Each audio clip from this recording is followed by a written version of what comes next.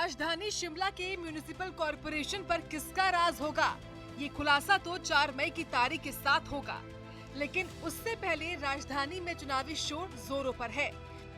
BJP का जो दबदबा बीते 10 सालों से शिमला नगर निगम पर है, कांग्रेस उसे खत्म करने के लिए हैट्रिक लगाने का दम भर रही है और दावा कर रही है कि साल 2022 में कांग्रेस लगातार तीसरा चुनाव जीतेगी। निश्चित रूप से हैट्रिक जिस तरह से 2021 में भी 4-0 के साथ उपचुनाव कांग्रेस पार्टी ने जीते, उसके उपरांत 2022 का चुनाव जो धनबल और जनबल के बीच का चुनाव था, उसमें भी कांग्रेस पार्टी जनता जनार्दन के आशीर्वाद जीती है। और यहाँ पर भी निश्चित रूप से 10 वर्ष की अवधि के बाद मैं समझता हूँ मेयर कांग्रेस पार्टी का बनेगा। अपनी इस हैट्रिक के लक्ष्य को पूरा करने के लिए सरकार लोगों के बीच अपने 100 दिन के काम के प्रचार का प्लान बना रही है। आने वाले दिनों में पार्टी के बड़े नेता भी प्रचार प्रसार के लिए चुनावी मैदान में दिखेंगे।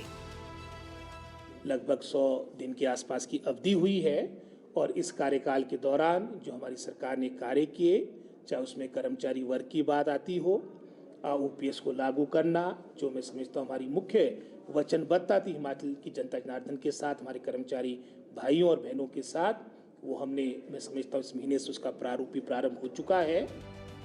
कैबिनेट मंत्री से सवालों की लिस्ट में जब बीजेपी का प्रदेश अध्यक्ष बदलने का सवाल किया गया, तो सुनिए उन्होंने कैसे इसे निगम चुनाव से जोड़कर कहा कि बीजेपी खुद को बैकफुट पर देख रही है, इसलिए चुनावी माहौल में बदलाव का फैसला किया गया है। कि पार्टी का आंतरिक मामला है, ये चाहे किसको बनाए किसको निकाले, इससे हमारे को कोई फर्क नहीं पड़ता। लेकिन मैं समझता हूँ जिनको चुनाव से की संध्या पर इस तरह से परिवर्तन लाना, कहीं ना कहीं भारतीय जनता पार्टी को अपने आप को बैकफुट में महसूस कर रही है। और मुझे पूर्ण विश्वास है, चाहे हमारे कार्यकर्ताओं की मेहनत से, जनता जनार्दन के आशीर्वाद से कॉरपोरेशन में कांग्रेस पार्टी का ध्वज लहराएगा। शिमला में नगर निगम चुनाव के लिए वोटिंग का दिन नजदीक आ रहा है।